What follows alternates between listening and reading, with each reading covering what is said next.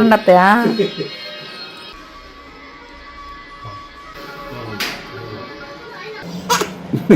ఎందుకే ఒకసారి నేను చేసిన రెసిపీ అందరూ చాలా ఇష్టంగా తిన్నారు కదా. ఇంతకీ ఏంటిది అనుకుంటున్నారా? ఇది నేను మల్టీ మిల్లెట్ రాగి పౌడర్ అయితే తీసుకున్నాను.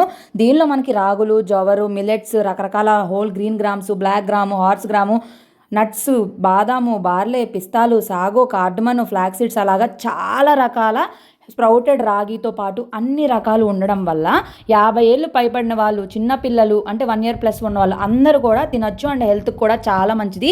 ఎముకలు ఉక్కులాగా ఉంటాయి. సో ఇప్పుడు పెద్దగా అయిపోయినాక జాయింట్ పెయిన్స్ అనేవి కామన్ కదా. చిన్నపిల్లలు స్ట్రాంగ్గా పెరగాలి, ఇప్పుడు మనం మిడ్ ఏజ్లో ఉన్న వాళ్ళు కూడా హెల్తీగా ఉండాలి. కానీ ఇవన్నీ ఇంట్లో చేసుకోవాలంటే కుదరదు కదా, ఒక్కసారి ఇన్ని చేసుకోవాలంటే. సో కానీ ఇదైతే మనకు న్యాచురల్ ఇంగ్రీడియంట్స్, ఎటువంటి కెమికల్స్ లేకుండా చేస్తారు కాబట్టి టేస్ట్కి టేస్ట్ అదిరిపోయింది.